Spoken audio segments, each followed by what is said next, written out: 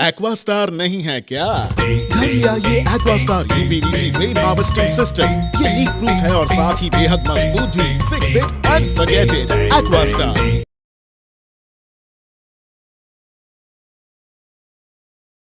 नमस्कार, न्यूज आप तक देख रहे हैं आप और आपके साथ मैं हूं आर्या झा। भारतीय जनता पार्टी के नेता ने पोर्ट ब्लेयर हवाई अड्डे पर उतरते समय विमान क्रू सदस्यों से विमान में वीर सावरकर अंतर्राष्ट्रीय हवाई अड्डा का पूरा नाम लेने की मांग की है। उन्होंने पोर्ट ब्लेयर हवाई अड्डे पर बोले जाने पर क्रू सदस्यों पर नाराजगी जाहिर करते हुए कहा कि दिल्ली या हैदराबाद में विमान के क्रू द्वारा पूरा हवाई अड्डे का पूरा नाम लिया जाता है, लेकिन वीर सावरकर अंतर्राष्ट्रीय हवाई अड्डे पर उतरते समय पूरा नाम नहीं लिया जाता है। उन्होंने सोशल मीडिया प्लेटफॉर्म यानी कि एक्स पर एक वीडियो शेयर कर कहा, जिसमें वे क्रू सदस्यों से वीर सावरकर अंतर्राष्ट्रीय हवाई अड्डे का पूरा नाम लेने की मांग कर रहे हैं। वह कह रहे हैं कि वीर सावरकर अंतर्राष्ट्रीय हवाई अड्डे का पूरा नाम ले। इस संबंध में फैंस क्लब के सदस्य अनीता पुरिया ने भी न्यूज आप तक से बातचीत की है और देखिए कि उन्होंने क्या कुछ कहा है। ये आपका कर्तव्य है। इस एयरपोर्ट का नाम वीर सावरकर इंटरनेशनल एयरपोर्ट है। जैसे आप इंदिरा गांधी अंतर्राष्ट्रीय हवाई अड्डा कहते हैं, अंडमान में आने के बाद सावरकर जी का नाम लेना चाहिए। आप लोग सहमत है जो बैठे हैं? जरा है तो जोर से हाँ बोलिए। नमस्कार, हम लोगों के साथ है अनीता पुरिया जी मैडम, जो वीर सावरकर फैन क्लब से जुड़े हैं मैम। मैम सेक्रेटरी भी है, जो मैम फैन क्लब से जुड़े भी है। मैम रिसेंटली कल का एक ट्वीट आया था सुनील देवधर, जो नेशनल सेक्रेटरी है बीजेपी का, तो उनका एक ट्वीट था कि जो कल जो यहाँ में पोर्ट ब्लेयर में लैंड हुए थे, तब उस टाइम में उनका लैंडिंग का टाइम में सिर्फ पोर्ट ब्लेयर एयरपोर्ट से बोले थे, या उनका मतलब फुल एयरपोर्ट का नाम नहीं बोल रहे हैं। तो उनका एक अपोज करे कि इस तरह ऐसा नहीं होना चाहिए। पूरा एयरपोर्ट का जो वीर सावरकर इंटरनेशनल एयरपोर्ट है उसका बारे में बोलना चाहिए। कि आपका क्या बोलना है? मेरे हिसाब से बिल्कुल सही है। हम लोग कोई भी एयरपोर्ट पे जाते हैं उनका पूरा नाम बोला जाता है, और हमारे यहाँ इतने बड़े देश के पूरे इतने बड़े नेता जिन्होंने 2 बार जेल में अपना 2 टेन्योर काटा है और उसका नाम ना लिया जाए तो वो तो बहुत ही गलत बात है।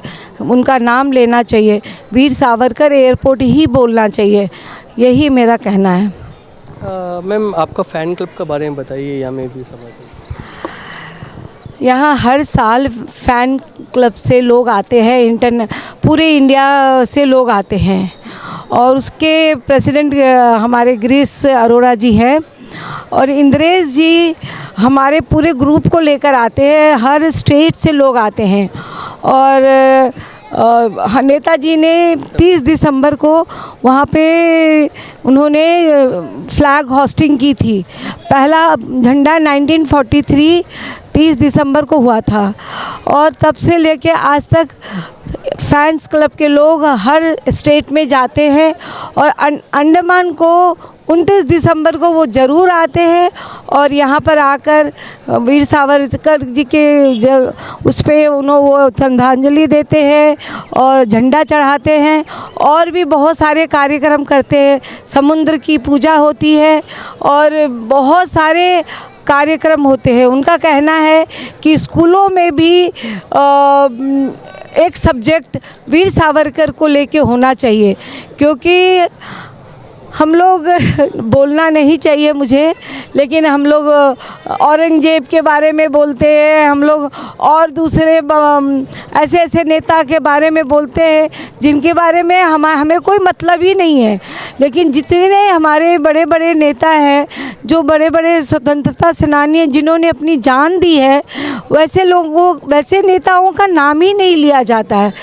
ये तो बहुत गलत है ना, ये नहीं होना चाहिए। और वीर सावरकर जी तो अपना पूरा प्राण अंडमान में दे दिया। उन्होंने 2 टेन्योर अपना काटा है यहाँ पर, और उनको ऐसी जगह रखा गया था 2 जेलों के अंदर, और जहाँ फांसी घर के नीचे फांसी दी जाती थी और ऊपर उनको रोज़ आवाज़ सुनाई देती थी।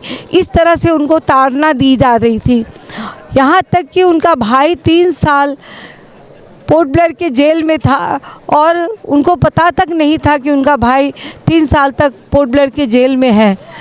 तो ऐसे नेता का नाम लेना मतलब भगवान का नाम लेना है। और एक बार ज़रूर वीर सावरकर एयरपोर्ट का नाम लेना चाहिए, क्योंकि वीर सावरकर का नाम लेने से हमें लगता है कि हम किसी भगवान का नाम ले रहे हैं, जिनकी वजह से हम सांस ले रहे हैं, जिन लोगों की वजह से हम जी रहे हैं, खुले दिल से खाना खा रहे हैं, खुले दिल से रह रहे हैं। ऐसे नेता का हम सत नमन करते हैं। ऐसी नेता के बारे में मैं क्या ही कहूँ।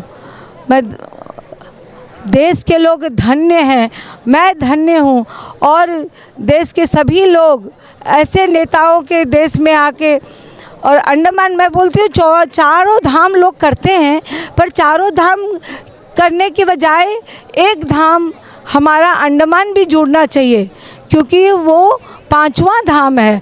और यहाँ पे तो हमने देखा है लोगों को मरते हुए, फांसी लगते हुए, तो उससे बड़ा धाम कौन हो सकता है। और एक रिक्वेस्ट और भी था मेरा, यहाँ पर जो टूरिस्ट घूमने आते हैं वो हमारे श्रद्धालु, ये श्रद्धांजलि देने की जगह है, वहाँ पर आधे अधूरे कपड़े पहनकर नहीं आना चाहिए। उनको देशभक्ति का ध्यान रखना चाहिए, और देशभक्ति का ध्यान रखते हुए अपने ड्रेस सेंस को भी सुधारना चाहिए। Thank you very much.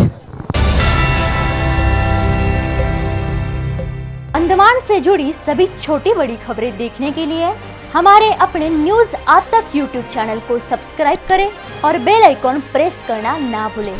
हमारा अपना न्यूज़ आज तक, अब सच देखेगा अंडमान।